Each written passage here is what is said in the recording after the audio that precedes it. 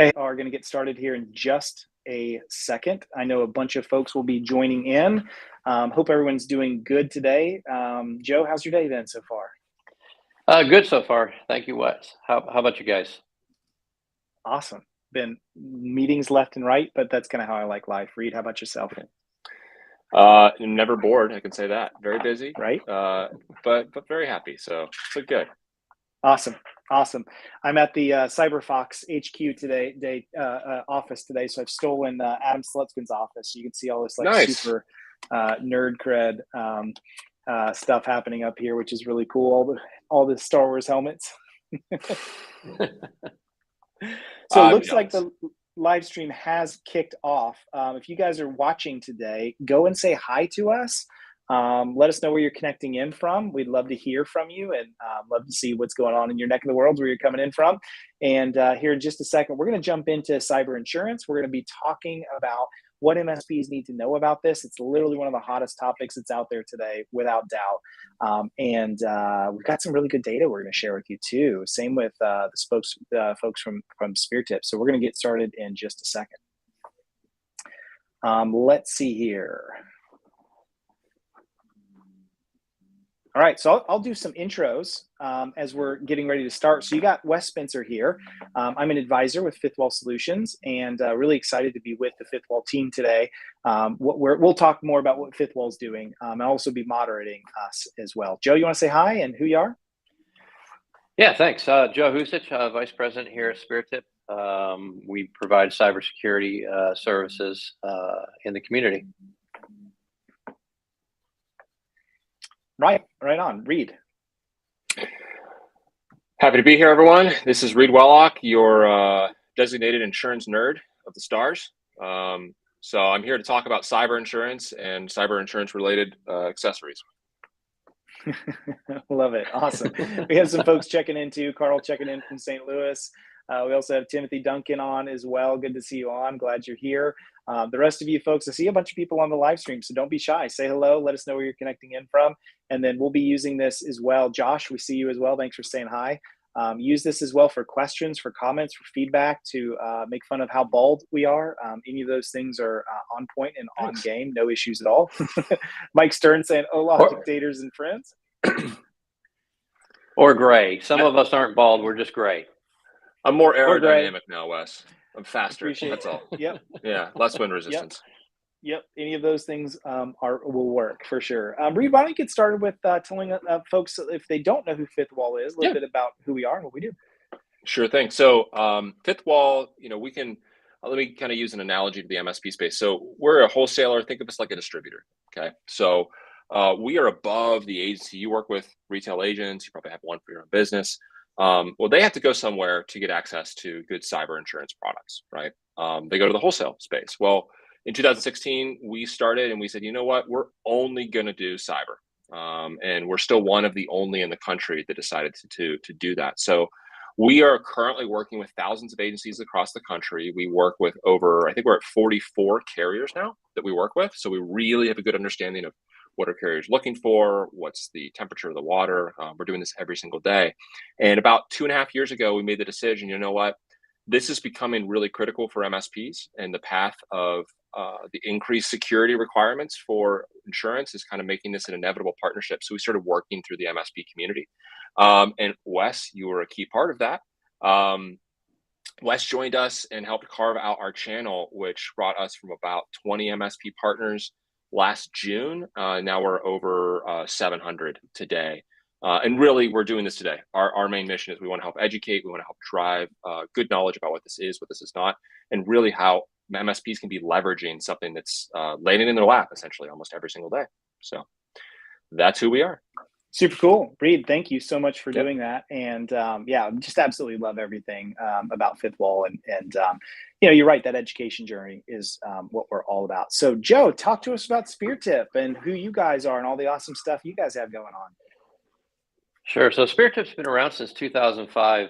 We're a U.S.-based cybersecurity company. Our headquarters in St. Louis. So our security operations center is here in St. Louis. You can see it behind me. We provide rapid incident response services to many of the insurance carriers And then we also do proactive services, which a lot of the carriers, and we'll talk about this later, but a lot of the carriers are looking for those proactive services. What are organizations doing the better themselves before looking for that insurance? And of course, our SOC as a service. Awesome. Love that. And first of all, you guys have the coolest name ever. I think SpearTip is such a great name. And love that. I love that you actually have your SOC like literally right behind you, so people know it's not vaporware. It's a real deal thing. Yeah. We used to have our pictures on our proposals, and everybody was like, "Oh, that's a cool picture. Where'd you get that from?" And it's like, we had a photographer come into our SOC, and they're like, no. But yeah, it's real. I love it. And I think we first met over at, I want to say IT Nation, maybe IT Nation Secure. So you guys work with MSPs as well. You want to talk about that a little bit? Yeah. So we've made a big push, just because we understand, especially after the Kaseya incident, we understand the vulnerability that those MSPs face. So are making a big push in the MSP market, providing our SOC as a service to the MSP and their downstream partners. Awesome. Love that. So if you're an MSP and we'll talk more about all this today, but definitely reach out to SpearTip. More folks have joined in on the conversation. So let's see who else. Oh, Joshua checking in from Denver. Jealous about that. We were just in Denver a week or two ago. What an awesome place. Josh Franks connecting in with a good question. Looking forward to hearing more from us. Sorry, it was Josh. Yeah. Any good resources for an MSP on how to review a client's insurance policy? The answer is yes. We are absolutely going to cover that today. So thanks for joining. Michelle checking in from Boise. The locals do say it how she wrote it, Boise. Make sure you put the C in there. I was educated recently by that, by my friends at Fisher's Tech when I went to do an event with them. It is Boise, not Boise, but the Z-E, Boise. So you got that right. And by the way, Boise is gorgeous. Absolutely loved being there. West Texas, someone coming in. I don't see the name of who that is, unfortunately. And then Mike Stern checking in. Not non-stock sock pick for the win. I cannot, it is a tongue twister if ever there was one. Do not ask me to say that 3 times fast. All right, so let's jump into some content. We're going to be talking about all these things. So I'm not going to go through this bullet point and just repeat them. We'd rather just spend that time talking about the content. But we're going to dive into cyber insurance, the data around it, what you need to be doing specifically as an MSP around this, how you can find success in this, and why managed partners are a really big, important piece to solving this journey. So I'm going to skip by that. And let's just jump right in, Reid, into the meat of this. So yeah. I think this is actually important because there's a lot of buzz right now happening in the industry. I won't name any names, but even this idea of like warranty versus like real insurance. And unfortunately, I think because this has become such a hotbed, there's a lot of activity happening and a lot of sizzle that's happening around that may not always have so much meat. So talk to us about what a real cyber insurance policy is and why they're so critical. Yeah. So, I mean, there's a couple different categories. If someone said, hey, I have coverage, right? And what do they mean by that? If they're saying, hey, my business is covered for a cyber event. Well, cyber insurance is actually very purpose built, right? So there could be reality that you're covered for most of what you would face, but there's also a kind of a harsh reality. There's a lot of products out there that really don't do the job, and they don't serve the purpose, right? So when we look for a cyber policy, so when I say cyber insurance, let's just kind of set a definition. When I say cyber insurance today, I'm talking about something that's really comprehensive. So it's meant to cover really that initial, right, when IR starts all the way to full restoration. It's covering a lot of the critical elements that we know about today, as far as, losing funds in various ways, a lot of different ways that crime happens, whether it's ransomware, whether it's actual theft. And we also seen, Wes, you kind of alluded to it, we're seeing some coverages that are coming out. Maybe they're compliance focused, maybe they're attached to other lines of coverage, maybe it's a warranty. But when we look at those, we say, well, those all have some sort of edge to them that we don't like because there's a loophole, right? And so cyber insurance really is meant to be a comprehensive safety net. And we'll go through that I'll keep it high level. I promise not to put too many people to sleep when I talk about cyber insurance. We'll actually describe what we mean when we say comprehensive. So whenever you hear, hey, I hear that doesn't pay out, right? We talk about cyber insurance. We really got to make sure we're talking apples to apples and we're talking about a comprehensive policy. Love it. Okay, so that's why I wanted you to cover this, because again, there's a lot of buzz going on right now, which means you're going to get a lot of stuff that comes alongside that is going to cause both market confusion. And we're ultimately talking about business risk here, which we're going to get into in a minute. And you can't make mistakes here. There's too much that's at stake. So, okay, let's move past that just a little bit more. And let's jump into, if I can get this thing to go. Come on, slides. What fun. Yay on a live stream. I seem to be halted. There we go. All right. So I want to talk about the timeline for a minute, because there's a lot here. And Joe, I want you to add in a little feedback into this from your visibility as well, since you guys have, 2005 onwards. So you guys have had a lot of visibility through the way on this as well. And so from the cyber insurance side of the house, we say for us that, there was an age of innocence that existed. That was really anything before 2015 or so. And, what happened in those days was, we didn't see, from an insurance side of the house, we just didn't see a lot of attacks happening against small and mid-sized business. It was largely the Targets of the world, the Bank of Americas of the world that were being hit.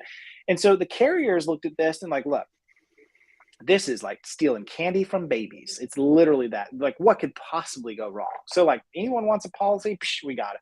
We just need like a name, maybe a business name. Can you fog a mirror? Maybe do you have like standard antivirus like Norton? Psh, you're good to go. Like, literally no worries. And that was what's happened, and it worked well for them. And then what happened was we saw a threat actor hit the scenes that changed things for good. And that threat actor was called GandCrab. GandCrab was very interesting because they're a Russian outfit, and they discovered that not only were MSPs immensely lucrative targets, but also SMBs could pay way more than anyone ever thought. And so what they began to do was hit these small businesses en masse. And they actually leveraged MSPs quite a bit for this. And I remember this day in 2019, and all of a sudden some data starts to come out. The federal government says, yo, MSPs, you need to be much more careful. You're not ready for this. And we saw an explosion of malware, and we saw an explosion of ransomware. And so, we went from this day where it's like Oprah up in here, like, you get cyber insurance, you get cyber insurance, you get cyber insurance, right? And, after listening to this webinar, we'll have a policy for you too, and to now, like, all of a sudden it's gotten much more difficult. And so one thing happened though that made things even worse. We thought that 2019 was as bad as it could get. And then it was like the cyber bad guys said, hold my cyber beer, watch this. And what they did was they kicked off something new. This pandemic comes across, and now they're like, all these companies are working from home. Everyone has remote desktop open. We're just literally gonna blast MSPs and small business with credential stuffing and break in left and right. So we saw an even bigger explosion. And so this has caused the market. We're going to show the data in a second. It's caused the market to get super expensive, super complex. Carriers got their lunch eaten, and things did not go so well for them. Joe, from your perspective, what I'm curious about is, did you guys see the same kind of ramp up as well at SpearTip? Yeah, and even going back to, in kind of that 2015, 2016 timeframe, everything prior to that, it was direct calls from organizations that they were seeing ransomware. They were, they were getting hit, but they didn't have cyber insurance. So they were calling us directly to investigate and help them restore and help them get back up and running. And it was about 2019 or so. When we were still getting those direct calls, but then we'd start the investigation, and then they say, oh yeah, we have cyber insurance. And that's where we really started learning about cyber insurance and the carriers panels of approved vendors, who can do the forensic investigation at insurance rates. So that's where we really saw cyber insurance becoming the norm. And I say cyber insurance, big umbrella, right? Whether it was a comprehensive policy or not, but we saw that cyber insurance becoming the norm, even in the middle and small market, SMB market, to where today almost probably 95% of the incidents we respond to are through cyber insurance.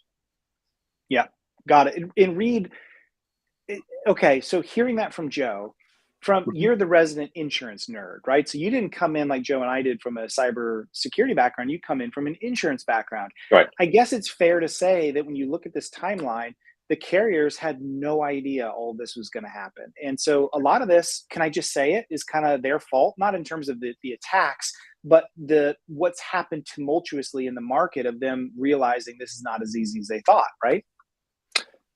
They're gleefully ignorant, right? I mean, they were having a great time. And the unfortunate reality is, I think, in insurance, if when you're in a soft market, which is what we're describing, and that eventually it's just the ebb and flow, there's going to be a hard market. So to a degree, it's more so, the consequence of their own action, because they knew this was not going to last forever, but it was a land grab, right? So while acknowledging that cyber is a dynamic type of exposure, right? It's not like fire. It's not, we don't understand it. It's going to continue to evolve. These threats were going to continue to persist. Well, let's get as much business in the door as possible, right? Before what hits the fan. So I think it's two-part. I think it's one is you had those that just had their head in the sand and they were just going because they could, right? Give me your revenue, give me your business name, give me your website, I will send you a policy. And I don't really know how much, if I'm appropriately pricing it, but I don't care because now I have you as a client, right? And then you also had those that were doing the same thing, but also aware there was a hard market coming. And we'll go through the consequences soon, but the consequences became very, very critical and very serious. And it affected so much to where we are today. The game has completely changed. Okay. Got it. So now you kind of understand what's happened here. And I think that's really important for us just because we need to have a good understanding of, what got us to this stage. So I'm going to move forward again, if I can. For some reason, sometimes my slides just don't work. I don't know. There we go. So let's talk about what's happening in the news a little bit. So one of the big things in the news is we're seeing this hit full scale. Right. And I'm not going to spend a ton of time on each of these news articles. If you want links, we've got links to all three of them. We can get them for you. Just reach out to us and we'll be happy to send them over. But I'm just going to highlight a couple quick pieces out of some of these news events. One is you see that one in the middle from Insurance Journal. This happened last year. And what happens is the carrier in this case is what they discovered is they paid out on an insurance claim for a cyber attack. And in the aftermath, because keep in mind, the carriers are going to involve digital forensics. They're going to find out the details of what happened, how did it happen, when did it happen, where did it happen, what's the scope, all these kinds of things. And what they discovered in the aftermath of the breach was that the client didn't have MFA, multi-factor authentication, rolled out. Now, the reason that's important is because they said that they did. In the insurance world, they did something called misrepresented. It's what we normal people say, you lied, right? They just simply lied. Now, did they do it on purpose? Did they not? That's not for us to say. But the issue is when you say in a questionnaire, I have something in place, and you actually don't, the insurance world operates off of what's called good faith. And that's not operating in good faith. And unfortunately, the carriers are in this for profit. And so they're actually suing to take back their losses paid out because the client misrepresented. And so it's really important. This gets into that question that Josh asked earlier. Any good resources to review on a client's insurance policy? We're going to get into that in a minute, but this goes right into what Josh was saying. Clients oftentimes don't know. They're like, I don't know what MFA means. Sure, I bet we have it. We'll just hit yes. One of the worst things that you can do. It's important to be accurate. The other article I wanted to cover very quickly is that one you see from the Register. So it's a PC store. They had some business email compromise. Where a bad guy gets into your email, and they tricked the store into wiring out some money to where they thought was good. It was actually a bad guy. It was $600,000. In this case, the PC store said, no problem. We have a cyber insurance policy for $1 million. We should be covered. They make a claim. The insurance company comes back and they say, yep, we will cover that claim. We do cover those things. Here's $100,000. And they say, no. This is a $600,000 damage. What are you talking about? We still have $500K you owe us. We have $1 million policy. And so what happened was the insurance company said, no. The carrier said, no, you have what's called a sublimit for social engineering damages. We don't know what to tell you. You have $100K. That's the max we're paying out on this. You knew this. And the client said, no, we don't agree. And so they sued the carrier within 1 week. It just took 7 days. The judge threw it out. And the reason he threw the case out was he said, the insurance carrier is right in this case. It was very clear. You had something called a sublimit in your policy, which almost every policy has these. The sublimit limits social engineering damages to $100K in your case. And the client had no idea. What's the lesson learned out of these news stories? Tell the truth when you go through these. and you need to know your sublimits. It's one of the most important things that you can do. And I have found clients left and right, they're like, I didn't even know the word sublimit was a thing. So we're going to get into this in a minute. Reid's going to show you a sample policy in a bit, and we're going to talk about that, okay? So just wanted to share those two news stories because they are vitally important. Now, what I really want to do is talk about the data here as well. And so Reid, I'm going to turn this over to you to talk to us about the data that we see here, because this really shows that timeline that we're talking about. And then we have some brand new data that just dropped that really is showing what's happening now in the future. Yeah. Well, and one thing too, just to add to the previous slide, I think one critical piece is make sure you're educated on all sides of the fence, because there's a reality that, and Brad has a good point, clients don't know, totally agree. It's up to the MSP to explain to them. Yes, and also, you know, clients are supposed to be having right now 2 risk advisors in their life, an insurance one and a security one. And right now, understanding, okay, how am I filling out this application is accurate? Do I need to be, how truthful do I need to be? Yeah, you need to be truthful. But the other side too, there's a reality. Most clients are not aware of what they have. And that's a huge issue. They really should understand what they have. And we'll go through what that exercise looks like. So this is really interesting data, at least for me, given this is all I do and all I eat and sleep and breathe. But I think it'll be interesting for you, because what it's telling us is that we've gone through, we're going to explain what happened in this hard market, okay? But there is kind of an end of the rainbow, so to speak. We're getting closer to a lot of this knee-jerk reaction that occurred and what that led us to. But there's a reality that the knee-jerk reaction created nothing but heartache on all sides of the fence, right? We saw rates skyrocket, right? And when I say rates skyrocket, I mean, I'm talking, you may have gotten a cyber policy for $2,000, $3,000 one year, and they're coming back and saying, yeah, it's going to be 18 or 20 this year, right? You have those that are operating out of their own, you know, these are carriers that are operating out of their own historical pain. So maybe they had higher losses with manufacturing, right? But they didn't have as much with education, for example. You just happen to be a manufacturer, your rates skyrocket. You're with the wrong carrier, because you might be with someone else and they're saying, you know what? I didn't have any issues with manufacturers. Bring them on in. So there's a lot of issues going around just on the rating. And then when you look at the process itself, the process itself was drawn up as far as what does it actually take to get insurance. And we're going to cover that in a little bit. But the reality is that, you know, the rising tide, what it did is it created high demand, right? So we saw huge demand for cyber insurance. But because of the market conditions, supply was super, super, super low.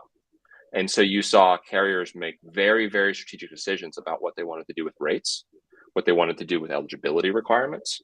And that, in essence, is what became our hard market. And I'm not kidding when I say this happened in less than 6 months. I mean, it really, and in our world, that is overnight, which is kind of crazy. Okay, so there you have it. By the way, Brad Gross, thanks for checking in. If you guys don't know, Brad Gross is a cyber attorney. So that's what he does. He works with MSPs. So if you're looking for an attorney to help you, not just in terms of like cyber, but your MSA and really giving you the right kind of legal advice that you need, check out Brad. Really big fan of what Brad Gross does. So thank you for joining us today on the live stream, Brad, and look forward to your comments as we go through all this. Okay, so now you kind of understand what's happened in the market, right? And we talked a little bit about this, about the fact that it is a hard market for sure, and what that means. And so basically, you know, Reid, I'll gloss through this kind of quickly so we can get to some more meat. But that's what Reid talked about, is we've been in a hard market where the access is not so, it's difficult to get. It's both expensive to get, the damages are high, it's just not easy. And so this is why, like, if you're an MSP and you've been trying to find tech E&O, which is like the insurance you need specifically to cover yourself, there's only like 6 carriers left that'll even offer it, because MSPs are just considered such high risk. We're in a hard market. It's difficult to get. And also, it doesn't help that insurance is very knee-jerk, right? So what happens is, like, the way I would approach, if I were dictator of insurance, which I'm running for that, by the way, you know, I would say we're going to do a framework-aligned approach. So if you can demonstrate to me that you've chosen, let's say, CIS controls, and you've gotten through IG1 and IG2, and you can prove to me you've gotten through that goal, you should be an insurable risk. It's not the way they work. They're sort of like, well, we've seen a lot of breaches with CPAs, and those breaches happened because they didn't have like they didn't have MFA rolled out. They didn't have EDR rolled out. They didn't have like privileged access management rolled out. And so, you know, we're going to require these things. That's not a bad decision, but it's very knee-jerk according to what they're seeing. It's very reactive. And so this is why, if you wonder why, all the time I'm running conversations with the clients like, look, I had no claims. Nothing changed, no differences. And the carrier was fine with me last year and they rejected me this year. What the heck? That's what's happening here. It's very, very. And if I may, Wes, the rising tide is all, I mean, it's per their own individual experience. So not only what you just spoke to is one carrier's reaction, right? And you may be with a carrier that had good previous experience with your industry or bad, but then you've also got 40 plus others that are out there that are operating differently. It's not a standardized process. There's no governing body telling the cyber insurance carriers, hey, this is how you need to operate, right? It's more so they're operating independently as their own company, which they are. And their knee-jerk reaction is based on their own historical losses, right? And so for a while, we were basically saying, look, and I think we're still there. It's like, you got to shop because you may be with a carrier that is simply in the knee-jerk reaction because of the space that you're in, but not on who you are as a risk versus someone else who does not have that pain. Well said. Okay, Joe, I want to flip this slide to you, if I may. We've been talking forever in the security world that it's not a question of, if it's going to happen, it's a question of when. So it really does change our mindset. So teach us from like SpearTip's perspective and like your visibility into attacks and what happens around us, why this idea of assumed breach is so important inside of this conversation. Yeah, and I always like to kind of start this part of the conversation with I'm a motorcycle rider. Right. And every time I get on my motorcycle and I start it and I pull out of the garage, I have that mindset of it's not if I'm going to get in an accident, it's when I'm going to be in an motorcycle accident. Right.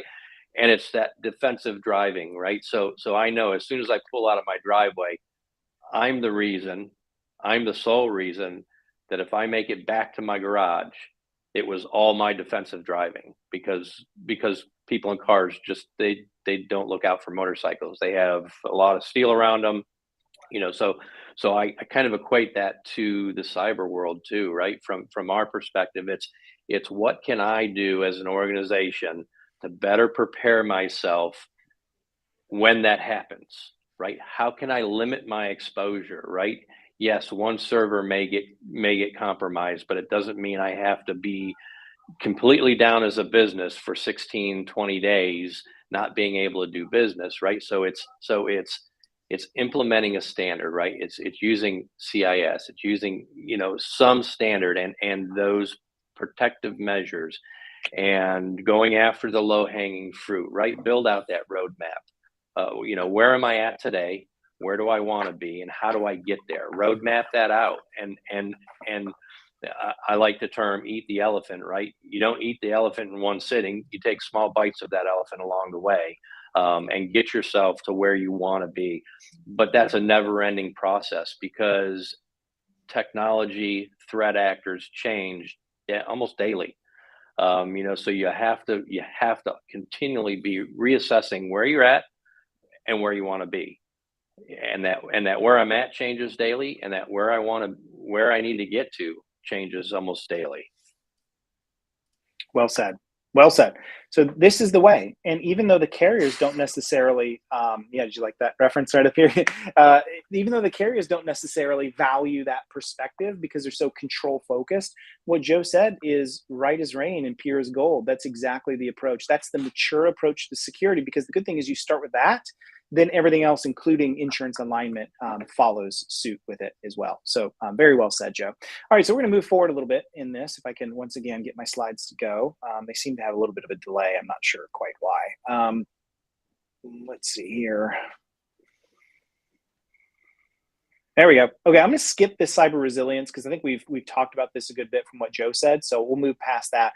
But basically, the idea behind cyber resilience is, your business's ability to stay continuously operating, right? If we assume something bad's going to happen, how do we stay active and how do we keep the business operational, right? That comes into business continuity planning, incident response, cyber insurance plays into all of this to make sure that we can continue to operate.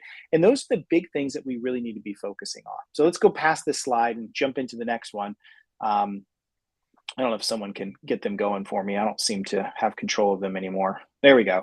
Okay, so Reid, one of the things that's important here is cyber insurance was never mentioned in the 2013 cybersecurity framework. And there's a reason for it. Why it existed, it wasn't at the scale that it is today. So it wasn't conceived of. But I think we could argue that cyber insurance definitely fits inside of the response and recovery areas of the NIST cybersecurity framework. So can you talk to us a little bit about why that is? Yeah. So, and keep in mind, my craft is insurance, but part of the understanding of cyber insurance is understanding cybersecurity. So we as in the community have better understood what does it mean to actually be addressing this comprehensively and holistically, right? So, and Wes, you were the person that turned me onto the cyber defense matrix, which was awesome because it just clicked with my brain. It made perfect sense. But when you look at, there's a reality. So if you're looking at risk management, right? And I'm not just talking about cyber, but if you're talking to an insurance agent, you're talking to a risk advisor, the way they should be approaching it, because you're trying to mitigate your risk, you're trying to decide, hey, if I'm going to look at this risk, I want to understand the exposure, and I'm going to say, all right, what do I need to do to control this risk, right? Do I offload it over into an insurance policy? Do I put good risk management measures in place and I reduce that risk? So cyber is interesting because you kind of need to do both. There's left of boom and right of boom, right? And when we look at cyber insurance, whenever I'm trying to justify the presence of cyber insurance, not just as far as good risk management, but also if you're talking about your security stack, right, and what you're proposing, cyber insurance kind of fits in there because it's fitting in the framework of respond and recovery. And correct me if I'm wrong, we're going to be going through that, Wes, later on as far as showcasing what does it actually look like from an insurance policies perspective. What does response look like? What are those first initial steps? And why is it important to have a policy so you can actually see these different third-party services and costs that you probably don't even, you're not going to see or understand until either you're in a breach or someone properly explains it to you ahead of time. So yeah, cyber insurance being part of response and recovery, Wes, I think it's now part of what is become the basic profile of good risk management because it's now part of the ecosystem. Probably since about 2016, it's just part of the formula to manage the risk. Yep. Well said.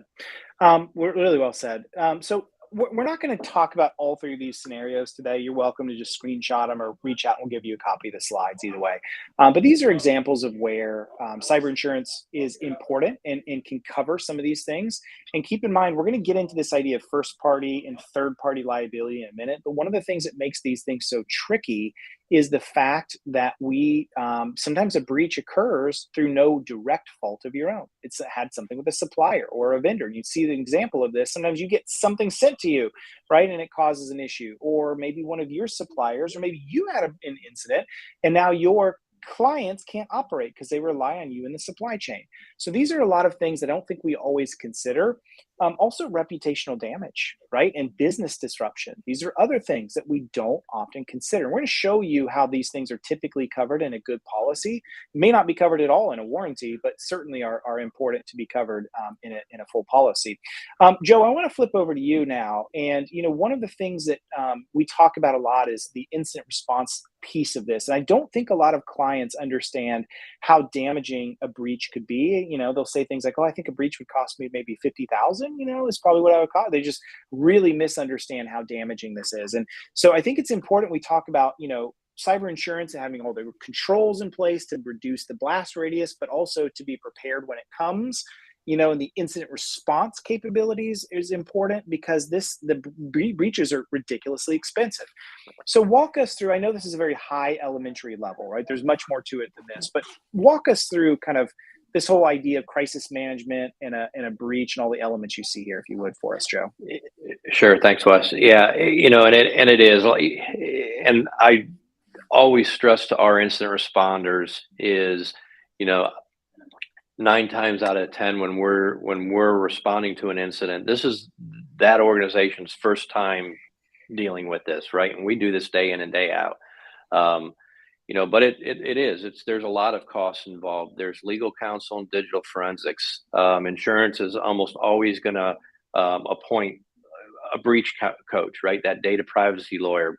to give that organization the best advice moving forward possible. And what's really interesting is around 2000, probably 18 is when we really saw breach coaches start to become kind of second nature on every incident response, because that's about the time the threat actors started saying, data encryption isn't enough. I've got to do something else. I've got to have some other hook to their pocketbook other than just their encrypted data. So they started exfiltrating data. So it's important to have that breach counsel there to look, if there's data encryption, is figure out what data was there, what that notification needs to be, if it needs to happen. It's that public relations, like you said. It's that that black eye to my company. That again, that breach counsel, that data privacy lawyer is first at those press releases, those notifications to internal and external of, hey, this happened, or kind of containing that bad press. If it's PII that's been exfiltrated, credit monitoring, and then that fraud response, and I missed the most important one to us, is that forensics response, right? It's answering those questions. When did this happen? How did this happen? What exactly happened? What all was affected in that breach? Because if there's, and I grew up back in the day where if there was a hole in the dike, you put your finger in it, right? You got to plug that hole, but you have to fix that hole a little bit more permanently in cyber, right? So identifying how that threat actor came in and ensuring that we know how it happened, and let's fix that hole so that they can't come in. And oh, by the way, let's do a sanity check on other things that are kind of common that we see throughout the landscape. Awesome. Thanks, Joe. And I guess a follow-up, a good question that came in from Josh in chat is, and Reid, I'm going to throw this one to you because, again, you're a resident nerd. Are we seeing insurers in particular starting to cut things short, right? Like forensics, no notification to individuals to save money, and just assume risk from the regulators. It's a trend he's seen in the past 2 to 4 months. I'm wondering if others have seen the same. Reid? Yeah, I mean, we've seen that trend for years from the holders. So when you say cyber insurance holders, I'm going to assume that's the client, right? So the person that's holding the policy. Where if they don't have proper coverage, absolutely. I mean, it's a reality that if you're trying to look at this to avoid the costs, we see some take higher risk by not paying. But the reality is that if there is coverage, right, what you're not going to see is an insurer, an insurance company, take that stance, right? It's too much liability for them.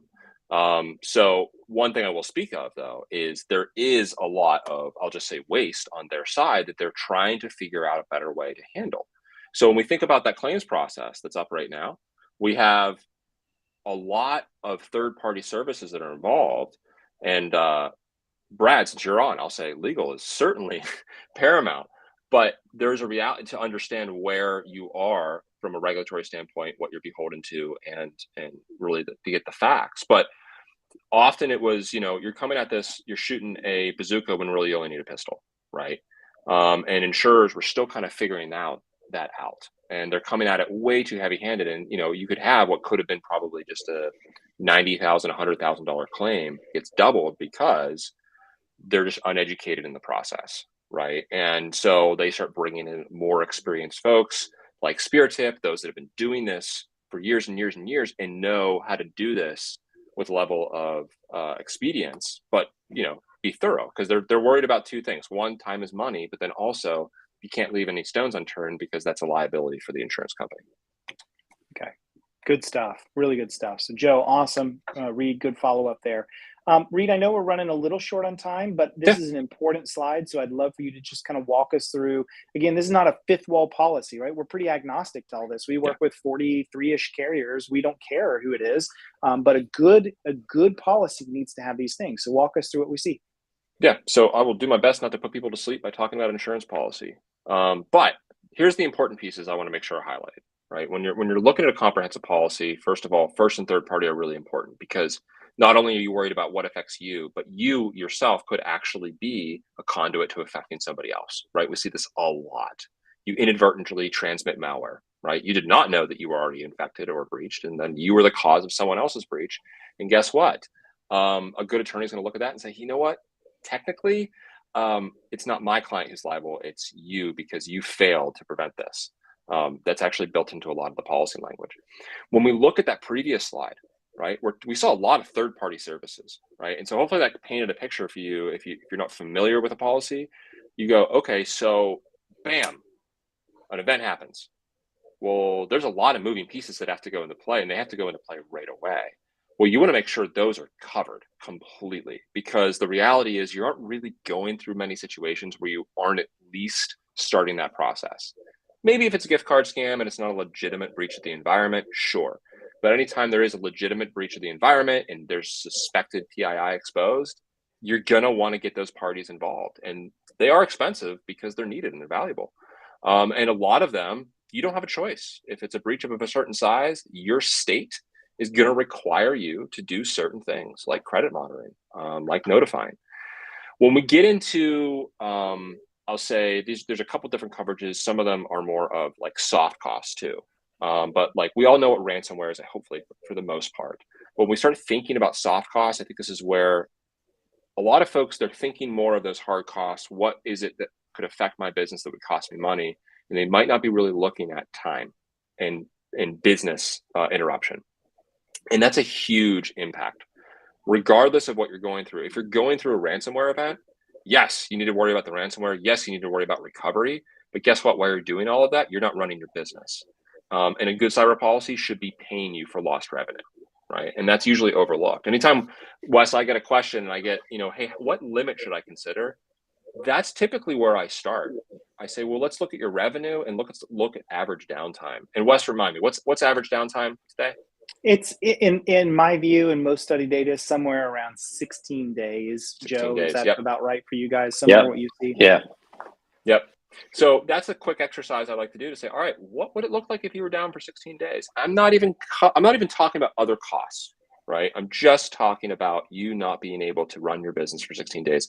What does that revenue loss look like? And that kind of gives us a good litmus test to, do we need to look at 1 million or 2 million or even higher limit, depending on how large the business is. One thing I'll highlight, Wes, you hit it already. Reputational damage is very similar. So think about this. You're hit with ransomware, you go through it, you were just put through hell, right? And guess what? It made the news.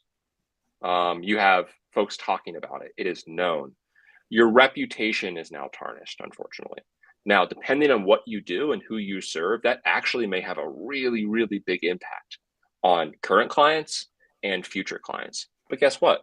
A good cyber policy is actually going to take that into account, believe it or not, right? They're going to look out and say, hey, what does the lost revenue look like 6 to 12 months out?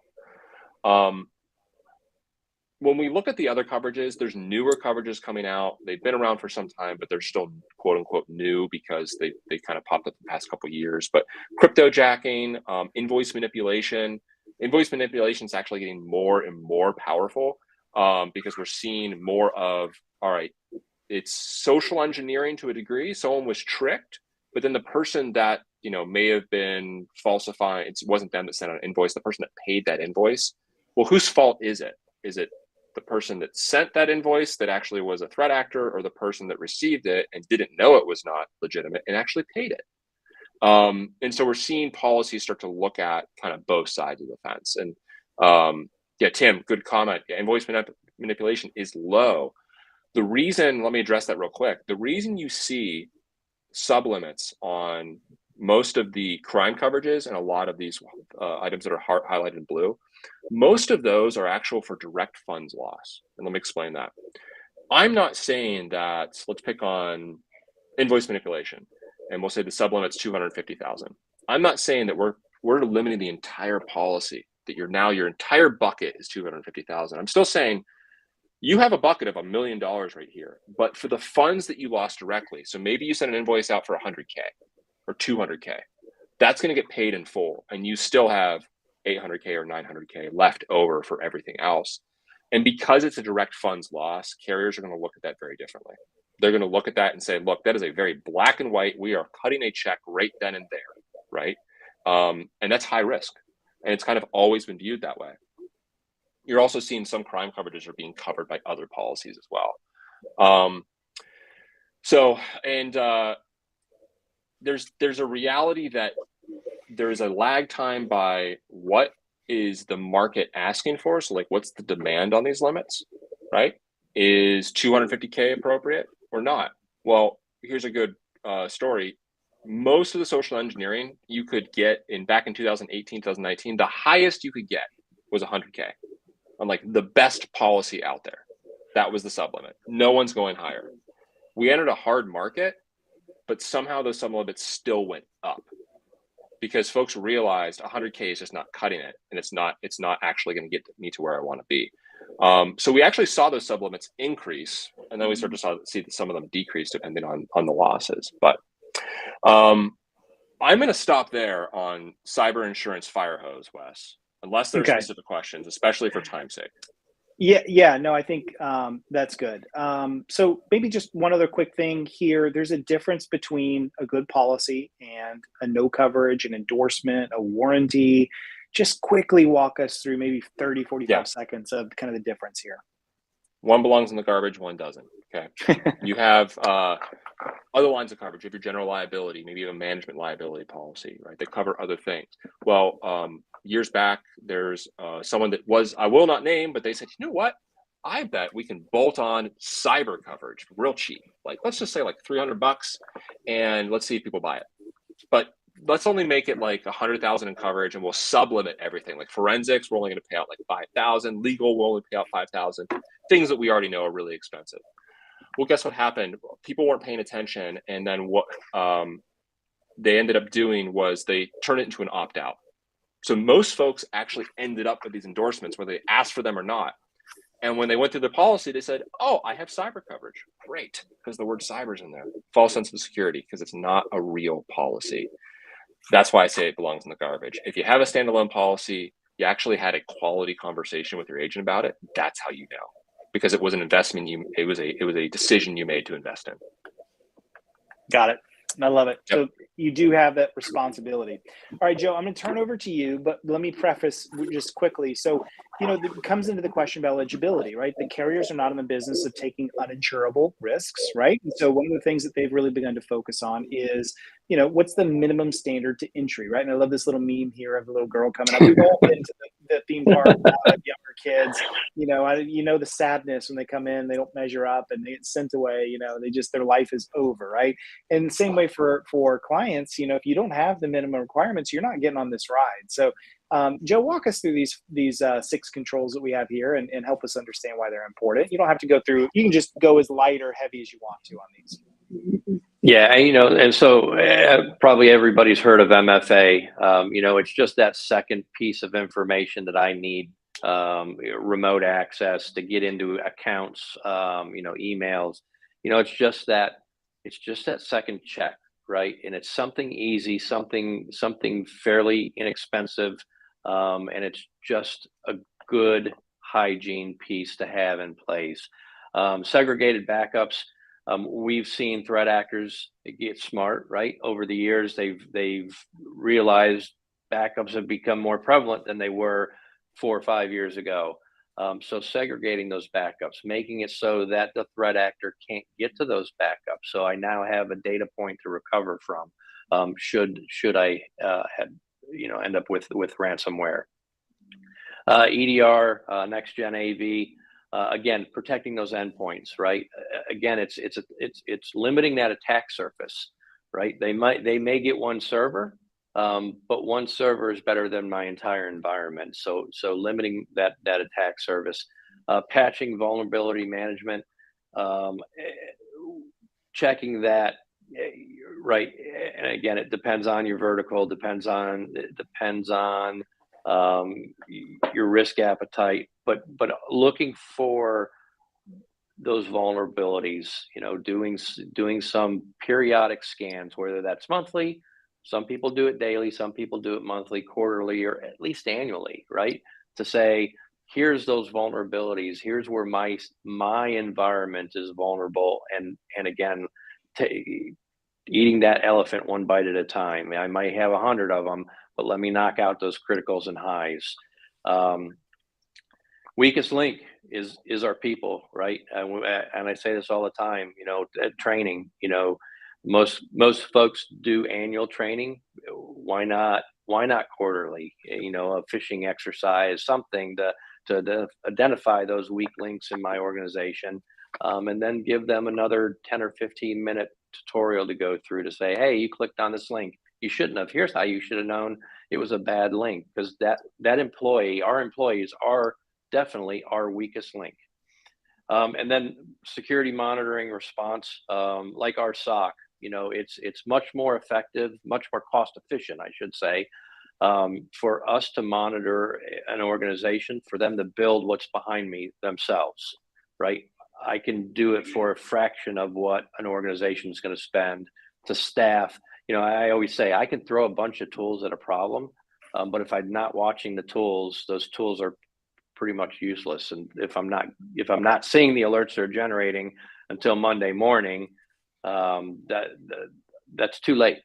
That's too late. So having a 24/7 security operations center watching your environment around the clock, really, again, it's all about risk mitigation, right?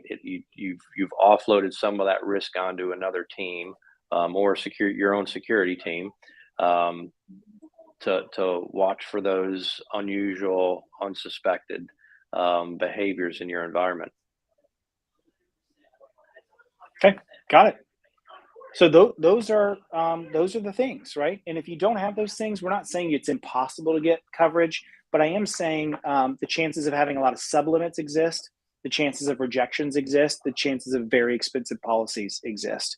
So you owe yourself to do these things, Reid. Wes, one thing to add, this is a hot take, as I know you love hot takes. Hot off the presses of this morning, I was talking to head of one of the markets.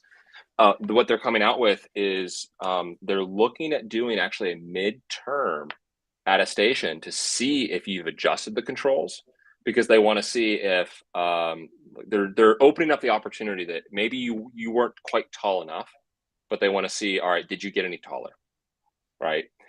So for the first time, it actually gives me hope, right? It's kind of hard. They're going to look at you once a year and you're stuck in that position for a full year with something that's evolving and changing, and you may or may not have budgets aligned on the renewal. But we are seeing a little bit of flexibility as the market hopefully starts to soften. These controls are table stakes. And I think carriers are realizing that you cannot throw this at somebody last minute.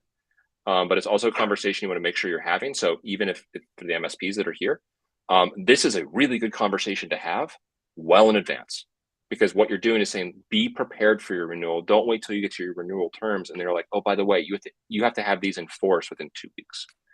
And that may or may not be possible, and it may or may not be within budget. But if you approach them and say, hey, I know these things are really important from a cyber insurance perspective, we should probably start talking about them, because I'm pretty sure when your renewal comes up, these are going to come into play. Okay. Yeah, and I would only add there too, right? If I know these things are in play, and I don't have them all implemented, or maybe even none of them implemented, if I can show that carrier a roadmap to say, hey, I know these are in play, and I've road mapped this out over the next 8 months based on the budget that I do have, and here's where I'm going to implement each of these. It says a lot about the organization being proactive. Yep, no doubt. Good stuff. All right, so I want to make sure that there's a question much earlier in chat, and I want to make sure we get over to that, because it was a really good question, and it was sort of, I think it was Josh asking, hey, any good resources on how to review a client's insurance policy? So I'm going to skip by a little bit of this, and we're just going to get towards the end, but I want to answer some questions that are coming in from chat. So if you guys have questions, send them in. So Reid, I want you to answer that question. Someone says, look, I'm an MSP and I'm a little bit uncomfortable here, and just, what am I supposed to do when they give me this long 10-page thing? Like, do I answer the questions? Do I fill it out? Do I sign it? What should be the process here? Yeah. So I think, first of all, if you're an MSP and you're saying, hey, I want to be proactive rather than reactive.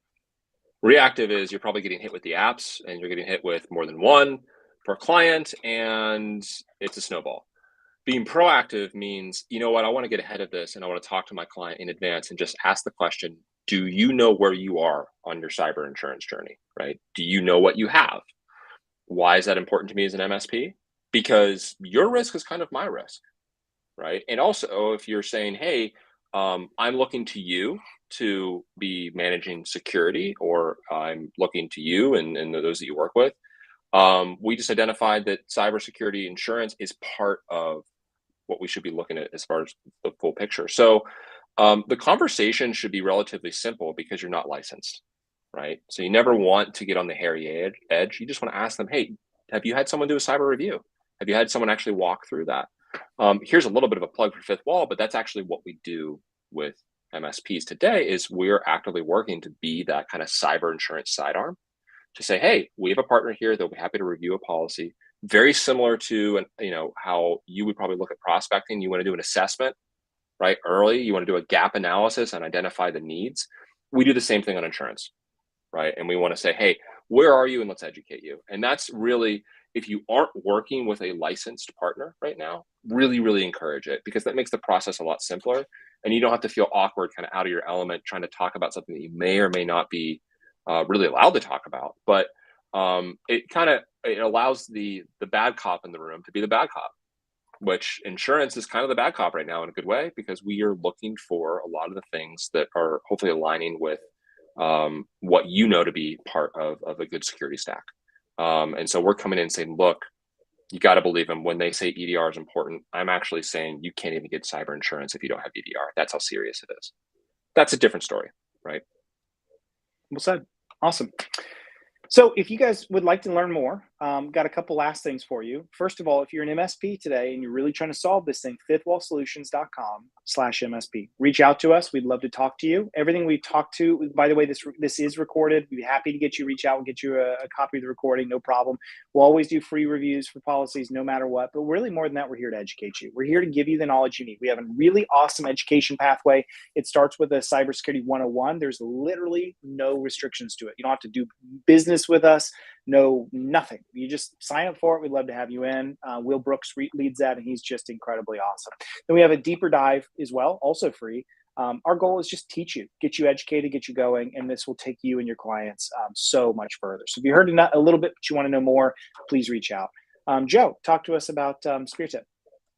Yeah, from from my perspective, agree. It's all about education. It's being proactive. It's eating that elephant one bite at a time. Always looking to be better. Always looking for that next thing, that next step in that risk mitigation. You can't simply rely on that insurance policy, because when you're down for 16 days, yeah, there's some reimbursement from that policy. Yeah, there's some reimbursement for reputational damage, but it's your company. We have all kinds of proactive work, from external pen test to internal pen test to a full pre-breach assessment, where we'll come in and we'll assess any tools, any policies, processes, or procedures that you currently have, and really give you a good NIST-rated risk score, and help you build that roadmap of where you are today, where you should be, and how to get there. Love it. Love it. Awesome. Thank you guys so much. That hits us at the bingo. What a great discussion. Diving deep into this. You need to solve this problem. Your clients need this problem to be solved. So thank you guys so much for joining. SpearTip.com. Reach out. Definitely want to go talk to them. fifthwallsolutions.com/MSP. Go on and talk to them as well. Thank you all so much for joining. If you have questions, send them our way. We're happy to give them to you. Same with the recording. Until next time, my friends, thank you guys so very much. Thanks, everyone. Thank you.